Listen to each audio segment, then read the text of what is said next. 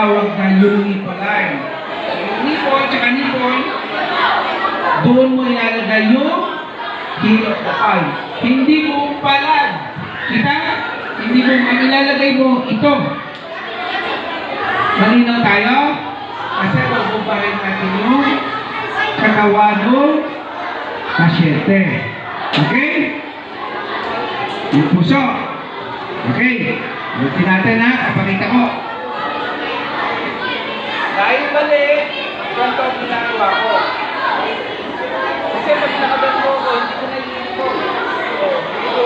Dapat kasi direksyon. Okay? Tapos,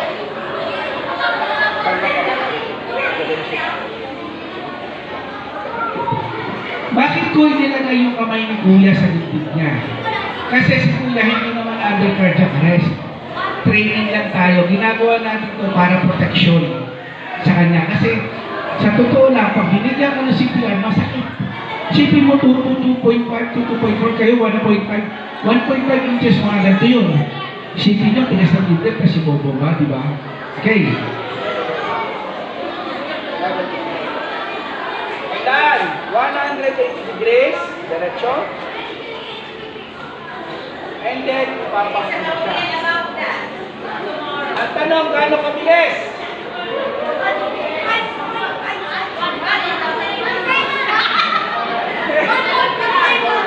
Okay, ang bilis.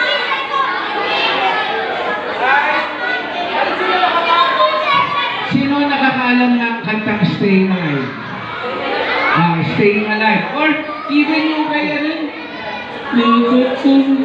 Baby Shark. Okay, kanta kayo yung Baby Shark. Sabay-sabay, go!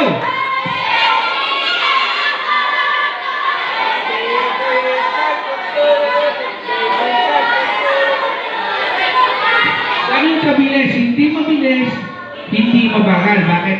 Kasabay lang yung tibok ng puso. Suk-suk. Kamahal, ito yung tibok ng puso natin. Sinasabay natin, diba? Baby Shark, Baby Shark, so kasabay lang. Hindi po pwedeng malis. Kagaya nung iba, nakikita natin sa TV, tingnan. Sa YouTube, sa TikTok. Ganito yung nakikita natin. Diba? Ine-england, tama sine. Nakikita nyo ang bibilis? Mali yun. Okay? Kaya huwag po tayo masyado magpapapaniwala sa mga nakikita. Tayo mismo, ako mismo, magsasabi sa inyo, huwag natin